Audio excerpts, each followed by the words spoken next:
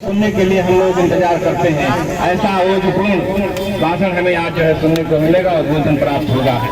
आदरणीय राज्य जी, सम्मानित मंच और मेरे मंच पे विराजमान मेरे मार्गदर्शक और प्रदर्शक हम सबके लोकप्रिय सांसद श्रीमान बाबूराम निषाद जी, जो पूर्व में राज्य मंत्री भी रहे हैं, आदरणीय महासभापति जी भी आदि पाए हैं, क्षेत्रीय सांसद प्रतिनिधि मेरे प्रिय अनुज दीपक तिवारी जी, मंडल प्रवासी श्रीमान अरविंद शुक्ल जी, वार्ड अध्यक्ष डॉक्टर अनिल मिश्र जी, शक्ति केंद्र संयोजक श्रीमान विदेश अवस्थी जी, जो हमारा अभी संचालन कर रहे थे, इतना अच्छा संचालन कर रहे थे, उनको भी विष्णु वर्मा जी और उपस्थित अपार जनसमूह और समूह में मातृशक्ति का इतना अच्छा प्रतिनिधित्व देख करके मुझे लग रहा है कि जो ब्रह्मा जी का मंत्रिमंडल था उसमें भी सबसे ज्यादा स्त्रियां ही थी, नारी शक्ति थी। जो ब्रह्मा जी के मंत्रिमंडल में जो फाइनेंस मिनिस्टर हैं वो है लक्ष्मी जी, जो एजुकेशन मिनिस्टर हैं वो है सरस्वती जी, और जो होम मिनिस्टर हैं वो दुर्गा जी, और जो पूरी तरह से सेनापति हैं वो कौन है? वो माता काली, वो महाकाली, जो किसी में भी कोई भेद नहीं रखती। अगर उनके सामने उनका पति भी आ जाए तो वो भी साक्षात नीचे लेट जाता है, वो उसके ऊपर साक्षात खड़ी हो जाती है। ऐसी मातृशक्ति को साक्षात नमन करता है। साथियों, चुनाव चल रहा है, मुझे मालूम है आप सब लोगों को भी घर जाना है। मैं भी 2 सभा से आ रहा हूँ, मुझे आने में विलंब हुआ। मैं सबसे पहले अपनी मातृशक्ति को और अपने मंचासीन लोगों से क्षमा मांगता हूँ कि मार्ग थोड़ा बाधित है, ट्रैफिक भी था, लेकिन फिर भी मैं भागते हुए आ रहा था, ब्लड प्रेशर मेरा थोड़ा बढ़ा हुआ। लेकिन हम सबको एक काम करना है, आप जानते हैं हम सब लोग कुछ भी कर रहे हैं, एक आग्रह आपसे कर रहे हैं, और वह आग्रह है कि 20 तारीख को हम सबको अधिक से अधिक संख्या में निकलना है, अपने पड़ोसियों को भी साथ जाना है और उनको बताना है, क्योंकि हम सब पड़ोसी को जानते हैं। पड़ोसी सोचता है कि उसकी कमीज मेरी कमीज से सफेद कैसे, तो आप उसको बताइए कि मैं तो वोट दिया, डालने गया हूँ ना गया हूँ, तुरंत बताइए मैं वहाँ पहुँच गया हूँ, वोट डाल रहा हूँ। आप भी आइए, उन लोगों को बुलाइए, वोट डलवाइए। क्यों? क्योंकि जो 72,000 करोड़ का कार्य इस लखनऊ शहर में, जो पूरे भारतवर्ष के समस्त संसदीय क्षेत्र में सबसे ज्यादा कार्य करने वाला, सबसे ज्यादा कार्य होने वाला अगर कोई क्षेत्र है तो वो है लखनऊ क्षेत्र, जहाँ के सांसद माननीय राजनाथ सिंह जी हैं। इन्होंने यहाँ पर इतना काम किया कि 72,000 करोड़ रुपए का काम यहाँ अब तक हो चुका है, और कई योजनाएं अभी मार्ग में है जो हो रही है। साथियों, अगर हम काम करते हैं तो हमें अपेक्षा भी रहती है कि हम अगर आपके लिए काम कर रहे हैं या हमारा प्रतिनिधि काम कर रहा है, तो जो हमसे अपेक्षा है कि अब आप बताइए, आप दिल्ली देखिए, अन्य जगह देखिए, हम यहाँ आपका काम कर रहे हैं। क्यों?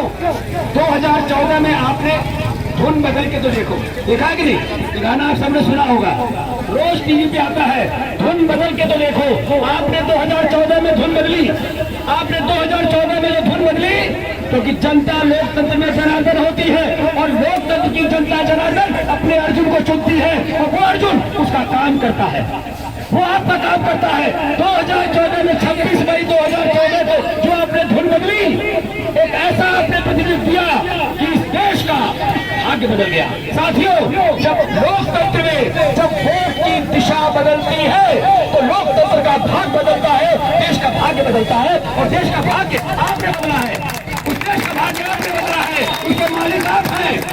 जो कुछ भी इस देश में हो रहा है उसके कर्ता धर्ता आप हैं, क्योंकि आपने धुन बदली, दिशा बदली। इस देश में जो 15 वर्षों से एक नया ट्रेंड था कि मिली जुली सरकार आती थी, लड़खड़ाती खड़खड़ाती सरकार आती थी, उसको आपने पूर्ण बहुमत प्रदान किया। पूर्ण बहुमत, जाओ खूब काम करो।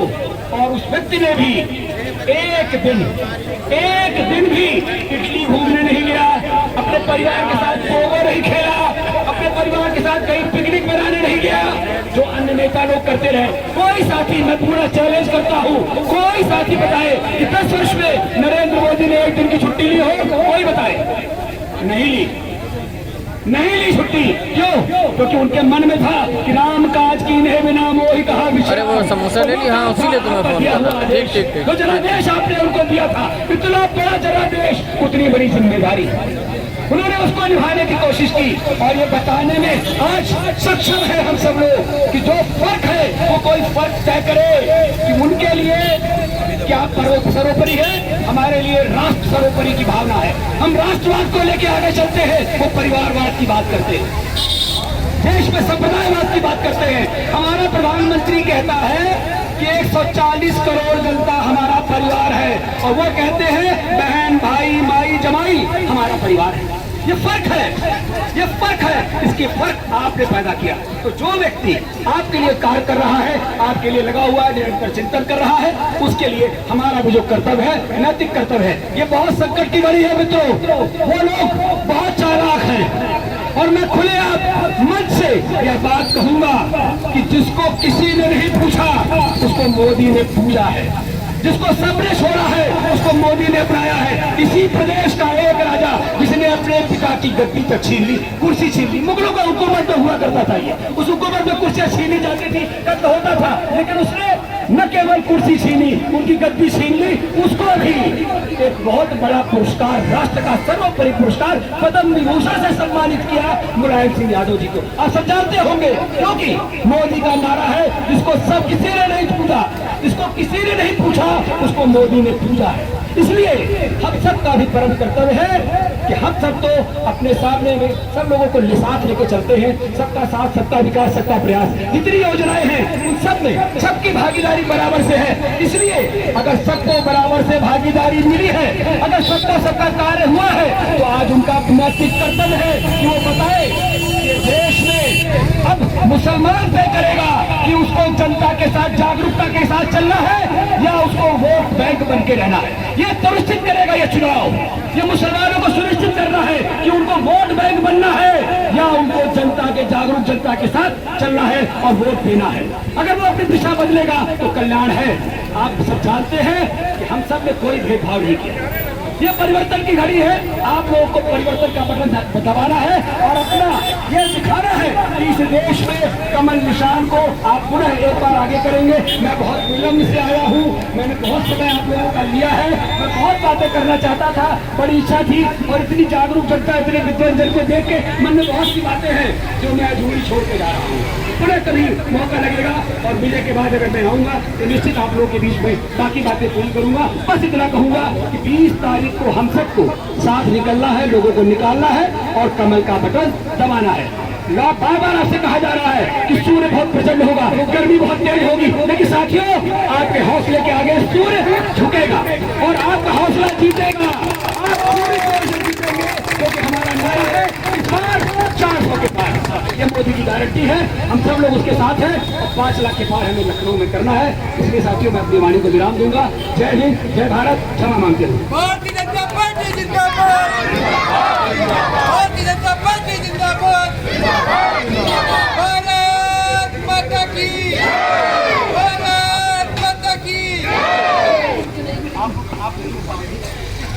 रंग आज आप सबने देखा, आज का ताजा समाचार किसी ने देखा है क्या? कोई बताए कि आज का ताजा समाचार क्या है?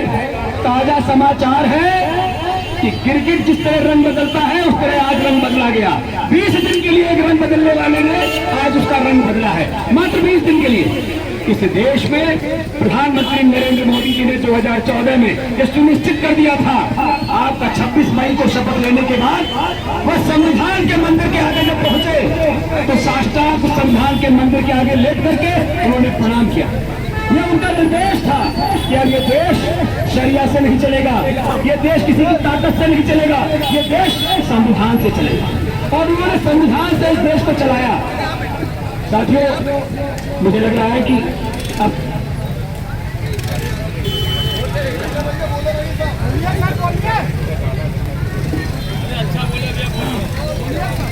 तो संविधान के मंदिर के आगे उन्होंने साष्टांग प्रणाम किया और संविधान के मंदिर के आगे साष्टांग प्रणाम करके उन्होंने देश को नहीं पूरे विश्व को निर्देश दिया, एक दिशा दिया कि अब इस देश में संविधान की पूजा होगी।